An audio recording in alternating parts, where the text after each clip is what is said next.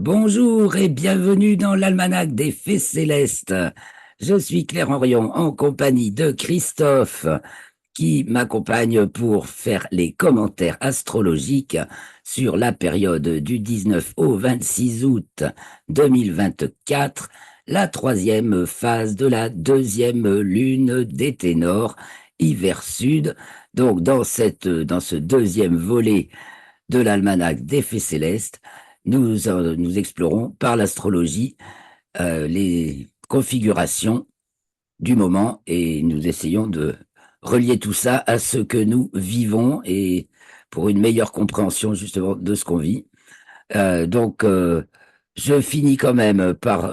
Donc, je conseille d'abord à tout le monde de voir le bulletin astronomique parce que ça, c'est le branchement réel. Hein, ça vous amène à vous mettre les pieds sur terre et les yeux au ciel, et ça, dans le réel, c'est vachement important pour s'orienter, et c'est la base d'un bon discernement. Et donc, pour continuer en astrologie, je pense que c'est très important d'avoir un bon discernement astronomique, de savoir de quoi on parle astronomiquement, parce que des fois, on voit des énormités Mhm. monumentales de la part des astrologues qui les discréditent malgré eux, mais franchement, c'est mérité, quoi. Hein. Donc, on est parti sur les commentaires astrologiques et je partage tout d'abord je finis avec les images. Je vous avais montré tout à l'heure, parce que des images qui vont nous parler directement. Je vous ai montré tout à l'heure la pleine lune de ce 19 août au matin. Ce que j'ai oublié de dire, c'est que j'ai sélectionné l'image, car rien d'exceptionnelissime. Enfin, il y avait pas beaucoup de photos postées. Et j'ai vu la même couleur. Là, la photo a été prise aux Pays-Bas. Et moi, cette nuit, je l'ai vue rosée également. L'atmosphère lui donnait une teinte rosée, quoique c'est ni la pleine lune rose. D'ailleurs, celle-ci, elle est dite bleue. Mais ça, c'est en raison du fait qu'elle est la troisième pleine lune dans une saison où il y en a quatre. Donc cet été 2024, il y a quatre pleines lunes. Et donc, on l'appelle la lune bleue, mais elle était de couleur rose. Alors, à voir dans la nuit du 19 au 20, donc la vraie nuit de la pleine lune, puisque c'est la pleine lune, à 20h25. Je file sur la fin de ma série d'images.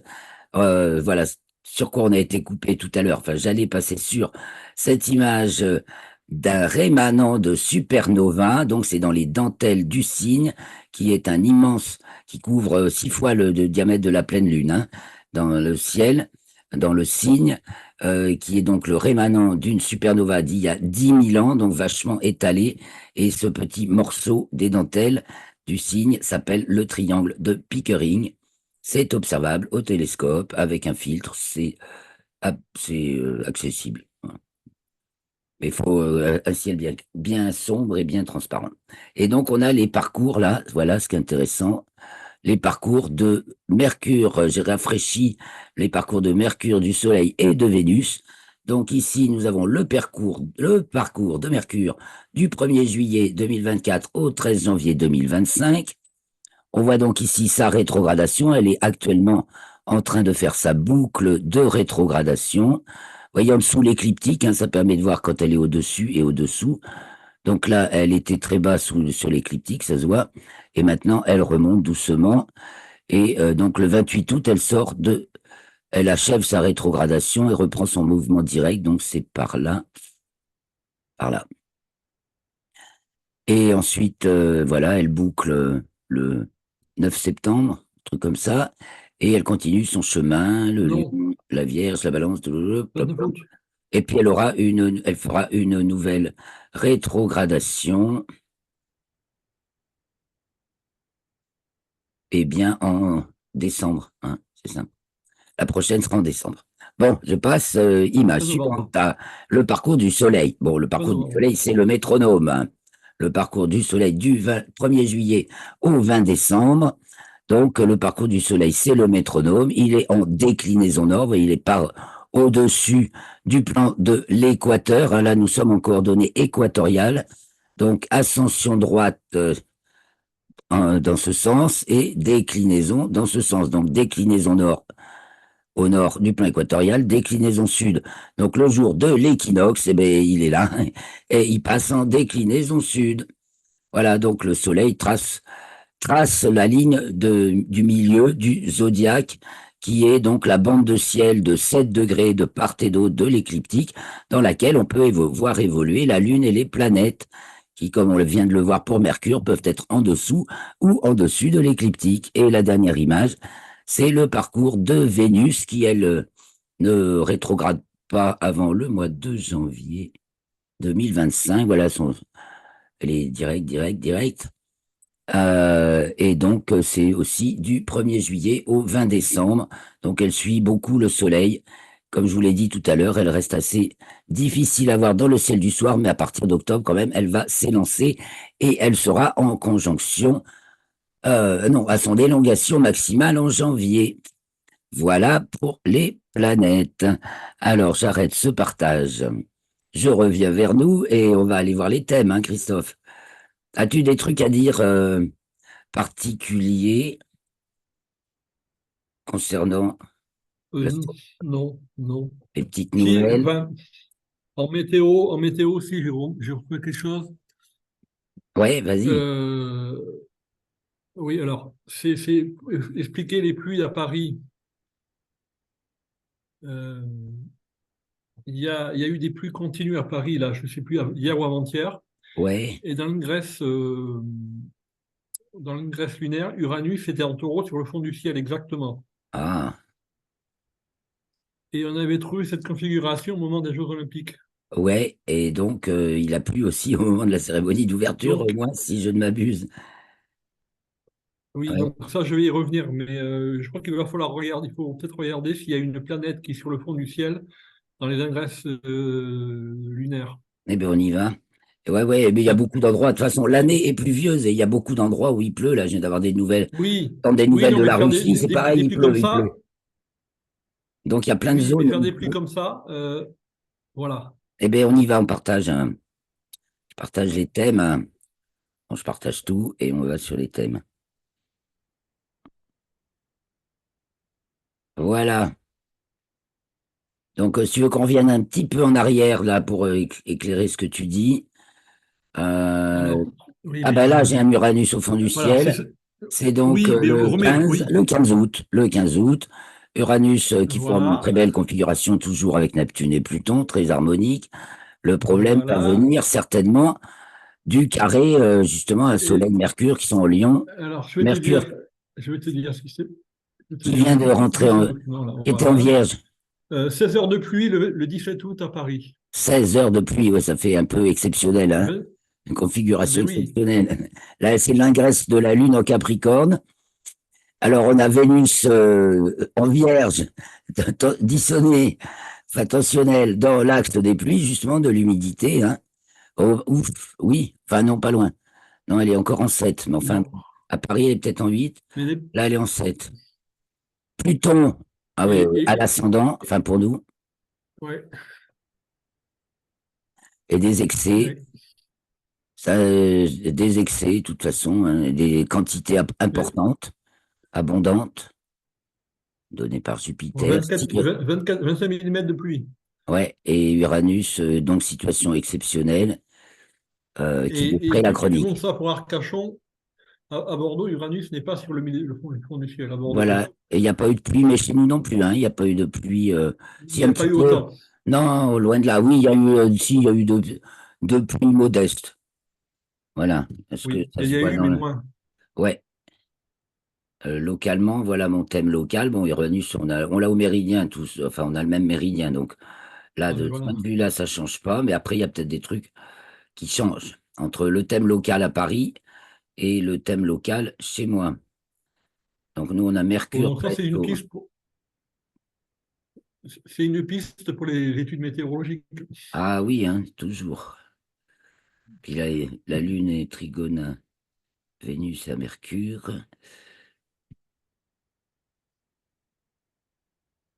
L'opposition Mars-Jupiter en 4 à la Lune, avec un double carré de Neptune. Ça signe une abondance d'humidité quand même, ouais, pas mal. Mm. Ouais. Bon, là, c'est pas dans les secteurs les plus optimales pour faire beaucoup d'humidité, mais Ça, ça peut être différent sur le thème de Paris. Voilà. Qu'est-ce que je vois là? Hmm, Mars qui est presque hors limite zodiacale nord, hein, faut pas oublier. Je crois qu'elle y est pas encore, mais elle va y aller. Mhm. Elle se rapproche, Et elle va puis, sortir des limites zodiacales nord, Mars, au moment où elle sera à l'opposition, en janvier aussi. On a dit élongation maximale de Vénus. Il y aura aussi opposition de Mars en janvier, hein. Et ah oui, voilà, il faut que je signale aussi que la prochaine pleine lune sera une éclipse de lune, hein. Donc, on va rentrer dans une saison d'éclipses. La prochaine pleine lune, éclipse de lune, je crois que c'est pénombrale, mais enfin, à vérifier, je l'ai signalé dans l'article. Et la suivante, ben, 15 jours après, pour la nouvelle lune, il y aura une éclipse annulaire, je crois, de elle est partielle. soleil. Partielle, Elle est d'accord. partielle. Mais observable chez nous. On pourra et observer cette éclipse de lune. Bon, je reviens. Oui, on avait vu de toute façon, la Et donc, saison est humide, la, l'été était chargé de flotte aussi, donc quand on a du soleil, on est content. Certainement que la fin d'été va être, parce que le mois de juillet a été pourri pour tout le monde, la fin d'été devrait être plus agréable quand même, hein, Mars et Jupiter en Gémeaux quand ils seront pas complètement tensionnels avec le reste, avec une Vénus Balance, ça ira un peu mieux, par exemple. mais, Voilà. oui, Ce sera moins orageux oui, si Mercure sera. Mais là, Mercure est rétrograde en Lion, hein, en ce moment, jusqu'au 28, et reviendra dans le signe de la oui. Vierge le 9 septembre. Donc, ça va changer Vénus Balance, oui, mois de septembre, septembre. Ouais, la ouais. donne. Et donc là, donc, dans cette pleine lune du 19 août à 18h25 en temps universel, chez nous, donc, l'ascendant est en Verseau, la lune est tout près de l'ascendant, sur le point de se lever, donc ça veut dire. Tandis que Soleil et Mercure conjoints, c'est le jour de la conjonction inférieure de Mercure, sont sur le couchant en Lion. Et donc Mercure est rétrograde et que c'est aussi le jour du carré Soleil-Uranus. Soleil 27 Lion, Uranus 27 Taureau, 27e, hein. Enfin, ou je sais plus, oui, il me semble.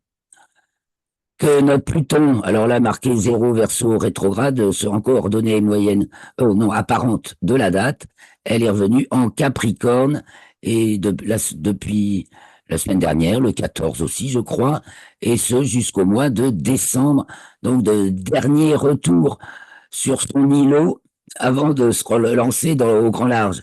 C'est un peu, ça fait un peu penser à ça, hein. Pluton Capricorne me fait penser à l'ours polaire sur son glaçon, là. Et c'est le dernier séjour avant que le glaçon ne fonde complètement et qu'on se jette dans la grande eau.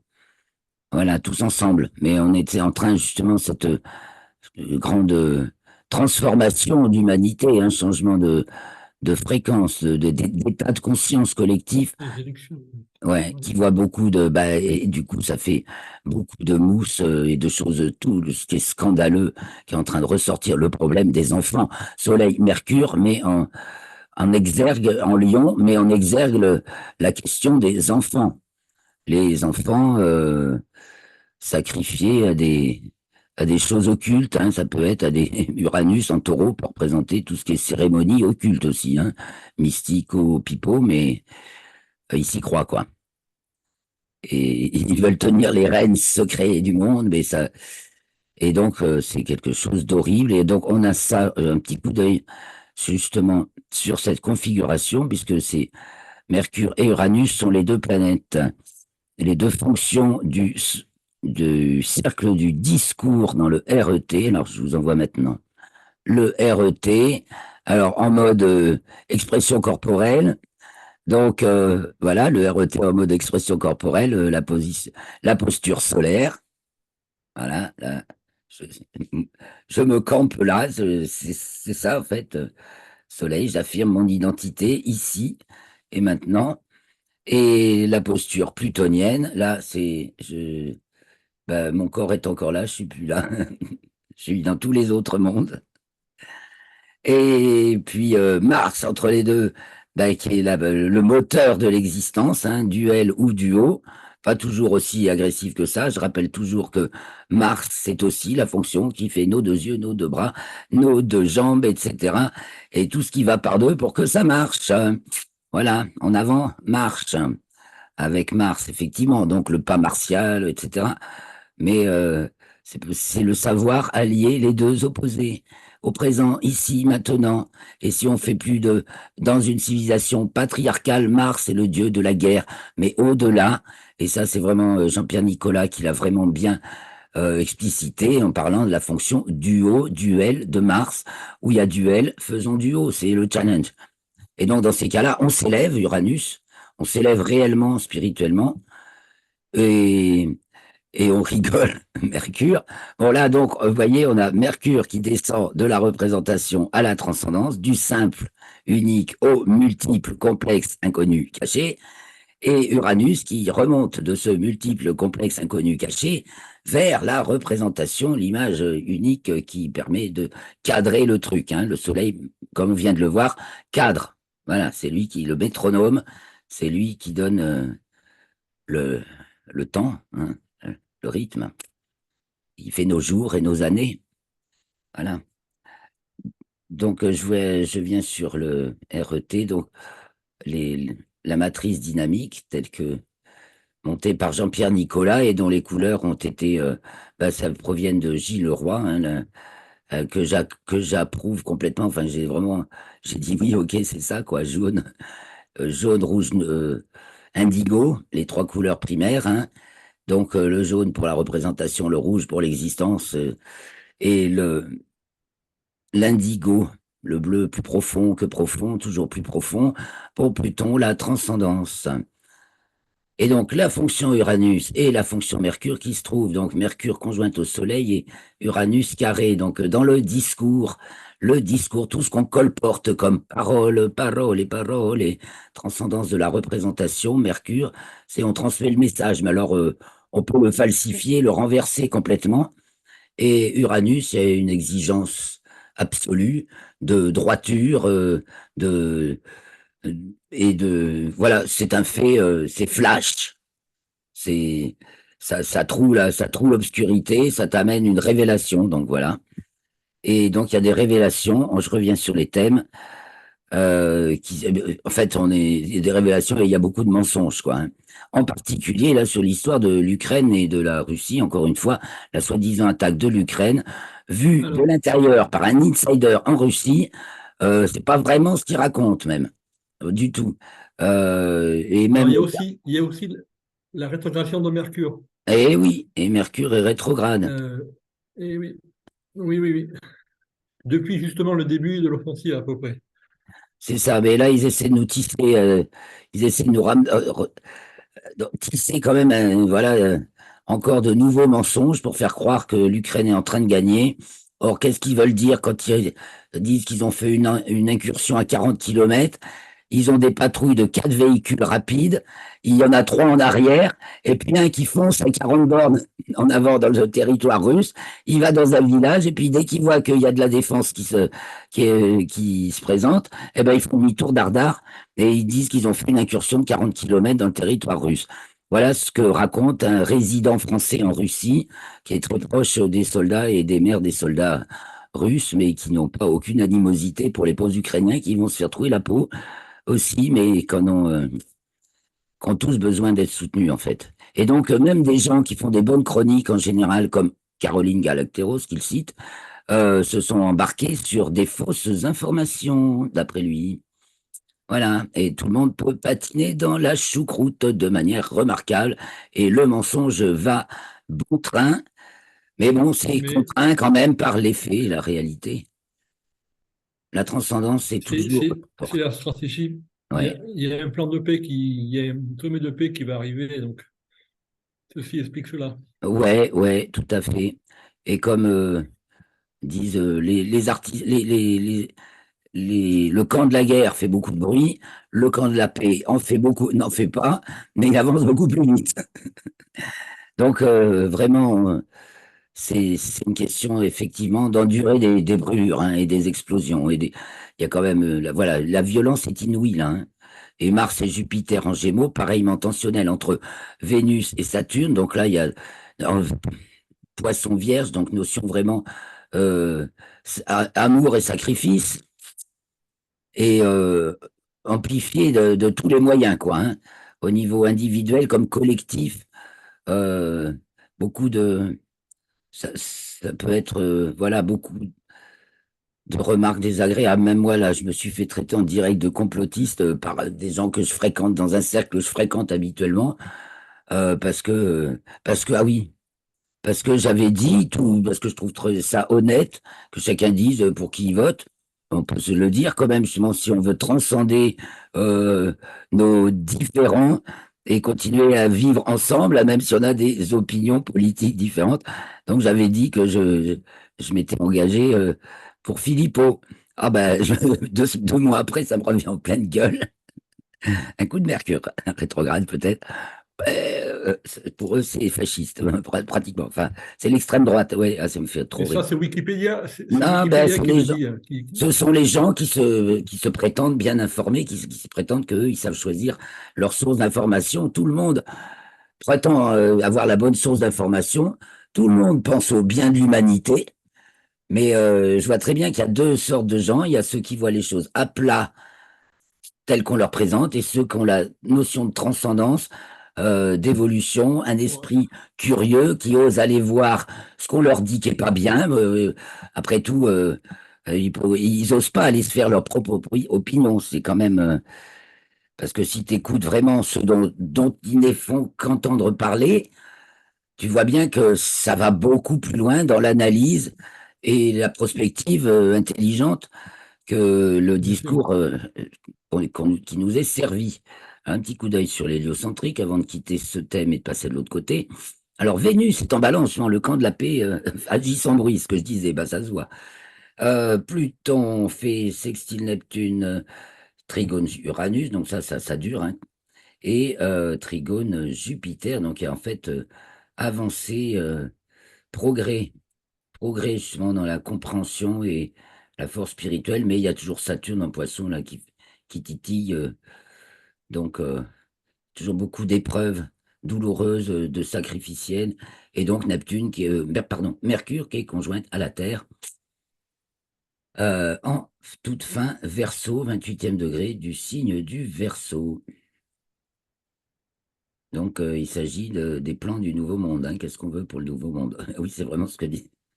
Alors, il y a des saboteurs, et à mon avis, c'est des saboteurs pour pour un avenir meilleur, il y a des saboteurs. Mais bon,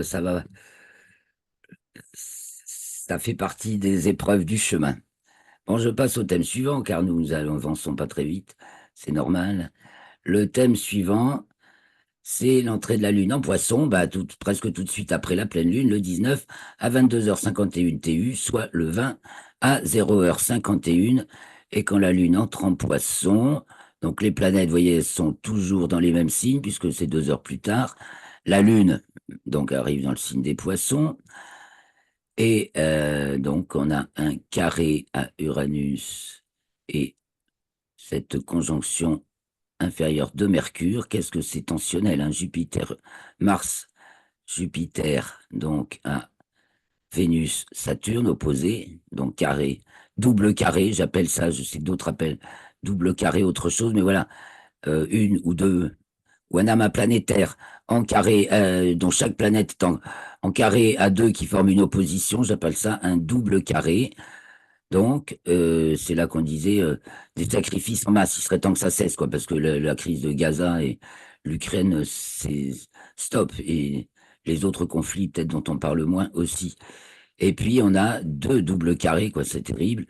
Vénus, Saturne, donc par Mars et Jupiter, et Lune et Soleil, Mercure avec Uranus. Donc là, c'est la fausseté du discours, mais. Et puis Saturne. Tensionnel, voilà, les amis et beaucoup d'amis en souffrance, et il n'y a que ceux qui sont dans le spirituel qui planent, enfin en tout cas qui assimilent tout ça. Il faut prendre la grande, l'immense amplitude neptunienne de point de vue pour surfer au-dessus de tout ça et être aidé par tous les êtres célestes de toutes sortes, tous ceux à qui on ose adresser des prières, voilà, tous ceux, ils sont là. C'est ça qu'il faut se dire, hein, et que du coup, ça avance, hein. Alors, je continue sur l'entrée de la Lune en bélier le 21 à 23h01, soit le 22 à 1h01. La Lune est donc conjointe à Neptune pour son entrée dans le signe du Bélier, puisque Neptune est dans le dernier degré du signe des Poissons. Nous avons Jupiter et Mars à l'ascendant en Gémeaux. Alors, ce coup-ci, il faut un petit sextile à Mercure. Mars, ah ben, un petit tour de passe-passe.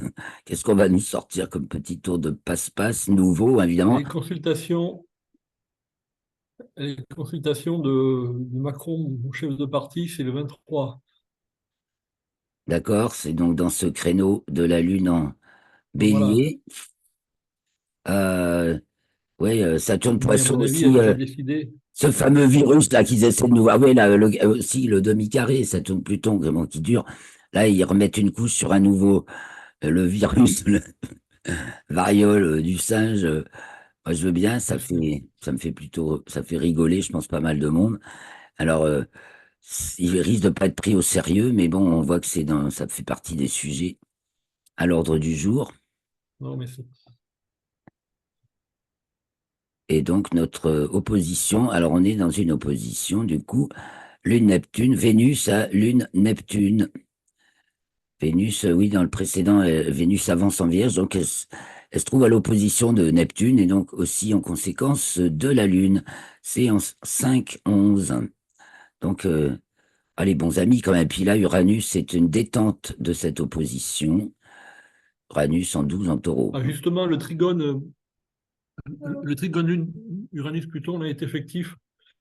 En plus, il est juste là, oui, il est de plus en plus serré, oui. Il va se... Tu as raison, Oui, carrément. mais 3 degrés. Moi, je l'ai vu dans un thème d'une personne qui est née le 13 août. Ouais. Et ben, il est pratiquement exact. Bon, c'est des lentes, alors faut pas compter des orbes, pas plus de 2 degrés d'orbe pour les sextiles et de 5-6 pour les Non, mais c'est trigones. trigone, hein? Mais là, le trigone à 3 degrés, c'est bon. Puis, alors, Uranus Quasiment, oui. avance encore, mais enfin, elle va devenir rétrograde. Et donc, ça va durer longtemps, hein, ça continue en 2025, parce qu'il va falloir que Uranus Oui, oui. rétrograde et revienne. Donc, ça nous tient longtemps. Ça fait déjà plus d'un an que ça tient avec les lentes. Et c'est la protection du ciel béton comme jamais, quoi. Donc n'ayez pas peur, les amis, hein, et tous ceux qui parlent de galactique et tout ça. Bon, c'est vrai, il y a plein de façons de le dire, mais tout ce qu'on peut sentir qui n'est pas directement physiquement accessible, quoique pour certains si, mais qui émet bien de l'information sensée et puis protectrice aussi, et puis qui nous amène à nous transformer surtout. Donc on voit qu'en Hélio, Vénus maintenant fait un trigone à la Terre. Youpi! La Terre, donc, qui va entrer dans le signe des Poissons, va arriver à l'entrée du Soleil en Vierge. Voilà, entrée du Soleil en Vierge, dans le signe de la Vierge, donc pour tout le mois qui vient, jusqu'à l'équinoxe de septembre, le 22 septembre. Voici le nouveau plan du Soleil.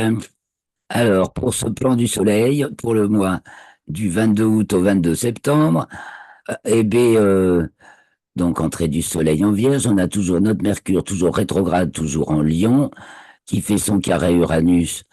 Mais bon, l'opposition s'est détendue. Alors maintenant, c'est toujours Mars qui est au descendant. Donc, ah ben voilà de quoi ça va nous parler. Ça va fighter, quoi. Pardon. Ça va fighter un peu, hein, avec un fond du ciel, avec la Lune en Oui. bélier. Euh, L'ascendant sagittaire, donc l'impact international, hein, généralisé. Et une Vénus balance quand même, hein. Il y a, ça dialogue, ça, hein, pour la paix, c'est pas mal. Et en trigone, Terre, trigone, Vénus, trigone Terre, pardon, puisque Vénus va plus vite que la Terre, l'aspect est appliquant. Tandis que ben, on a toujours Uranus et Jupiter, trigone à Pluton. Donc il y a quand même des nouvelles aussi au niveau euh, de, de la cosmologie, par exemple. Je repense encore à Jean-Pierre Petit, par exemple. Il y a tout un tas d'avancées quand même. Et l'œil de James Webb Télescope qui remet tout en question aussi, tout se transforme, hein. Ah, notre lentement, lentement, mais sûrement, notre vision du monde, notre compréhension du monde s'élargit, se transforme, c'est, voilà, on s'ouvre à plus de multidimensionnalité. Et alors, le psoriaste, c'est quand même un très, très bon outil, justement, pour passer du mode de pensée linéaire auquel on a été habitué jusqu'à présent à un mode de pensée multidimensionnel où au lieu d'opposer le visible et l'invisible, le matériel et l'immatériel, on comprend les liens entre les deux. Voilà. C'est pour ça qu'on fait quatre thèmes, hein. Le visible, il est là. Mode, objet, relation, ce qu'on voit, ce qu'on fait concrètement dans le monde. Mais l'invisible, il est là. Structure, énergie. Donc là, c'est espace-temps. Voilà. Notre énergie qui est ici s'inscrit dans un espace-temps. Et ça, c'est le point de vue héliocentrique. Là, on a l'intégration. Le recul, on comprend le centre de cette énergie, hein, et on voit les choses dans leur réalité, alors que là, on est sur la scène des apparences. Ça, c'est le monde invisible, et ça, c'est le monde visible. Ça la conditionne les schémas de pensée collectifs ici, hein, et comment on les rejoue en soi, enfin, la donne que ça fait en nous, individus. Voilà. Donc, cette entrée sur le Soleil en Vierge avec ce Mars Gémeaux soutenu par Jupiter, tensionnel avec Vénus Vierge et Neptune Saturne, là, ce coup-ci, mais surtout Saturne. Oui, c'est avec Saturne. euh, oh là là, mais ça fait Oh, beaucoup de sacrifices, hein. Alors, je pense qu'on. Et de se battre pour la c'est de libération. l'eau, ça. Comment? Ouais. Et de l'eau, Oui, tu non. dis? De l'eau Bah, pour oui, la mais météo. Vénus. Vénus. Ouais. Pas impossible encore, oui. Greu, greu, greu. C'est pas faux. C'est vrai. Alors, Vénus, chez nous, elle est en 6 là, ouais. 8, 2, 8, l'axe de l'humidité, yes. Elle est en vierge. C'est bien pour les petites pluies. Après, elle peut être amplifiée. Elle est dans ce contexte, voilà, elle rappelle nettement ce contexte fondamentalement humide de l'année avec Saturne et Neptune en Poisson. Effectivement, t'as pas tort, hein. C'est pas faux. Bon alors, comme le temps passe toujours, c'est ça le problème. Attendez, quand même, ce mois de la Vierge et mérite donc. Alors, terrain nouveau, enfin nouveau champ, hein.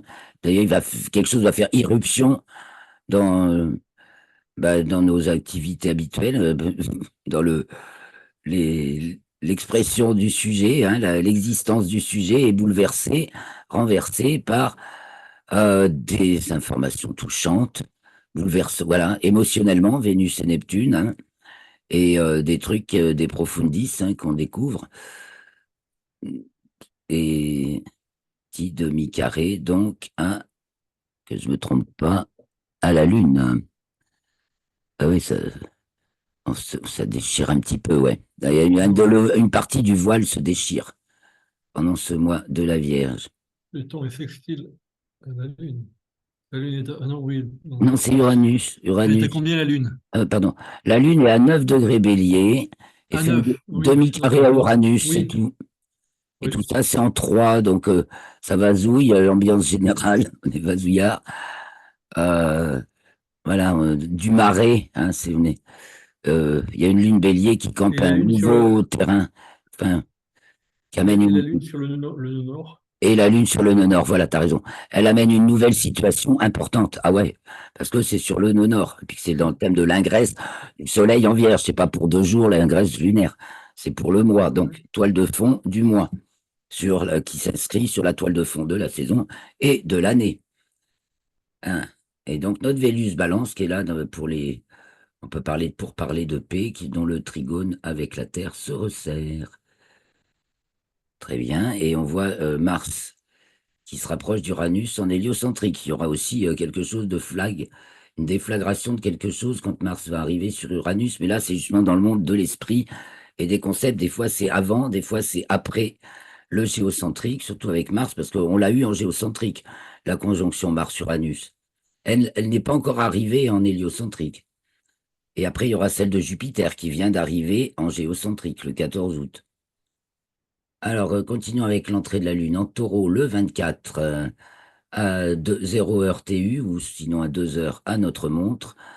Là, l'ascendant est solstitial, magnifique, degré donc 0 degré Cancer pour l'ascendant. Donc, tout étant compris là, hein, on est dans on englobe en totalité. On peut pas englober davantage.